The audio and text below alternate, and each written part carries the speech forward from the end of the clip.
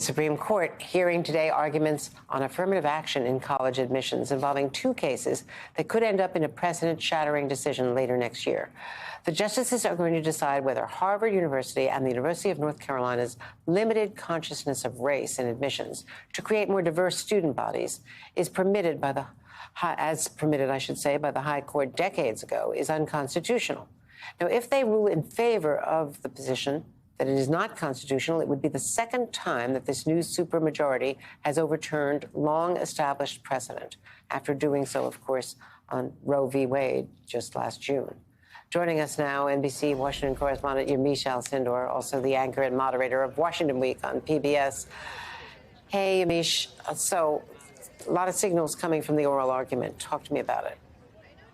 Well, this is, Andrea, a very big day at the Supreme Court, given the fact that the justices are hearing oral arguments for these two cases that center on affirmative action and really the question, can race be part of the factors that universities and colleges look into when they're thinking about admitting students? We've heard some fiery back and forth because there are two sort of oral arguments. So the first one is focused on UNC. It's going to be the part where Ketanji Brown Jackson is not going to recuse herself. Later on in the day, she's going to recuse herself when they hear about Harvard University, because there's two separate parts of this, because she was part of Harvard University's leadership. But I want to play for you a little bit of Ketanji Brown Jackson as she was questioning the lawyers today. Take a listen.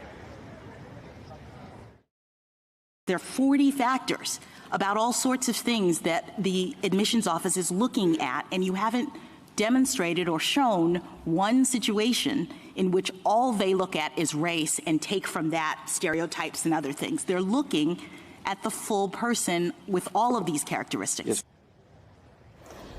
So without saying how these justices will ultimately rule, what I can tell you is that when you listen to the liberal justices, in particular Ketanji Brown Jackson or Sonia Sotomayor, you hear them really questioning this idea of why you would take race out completely if race is really important to individuals, and especially if race has been used against historically people like African Americans whose ancestors were enslaved and at times barred from going to these universities. But then you have opponents of affirmative action, like Students for Fair Admissions, who sued Harvard University and the University of North Carolina.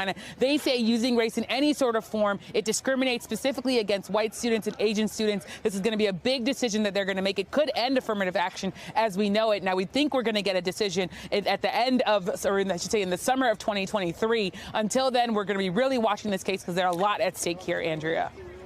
And what the courts had ruled in the past, in decisions that were decided in two cases, one with Justice O'Connor being decisive, another with Justice Kennedy being decisive, both Reagan justices.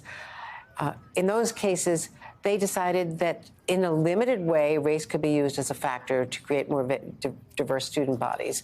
It's not that it was the only factor or the dominant factor. So this would really be overturning precedent. I covered the Bakke case back in the 70s, which was the first one to decide this.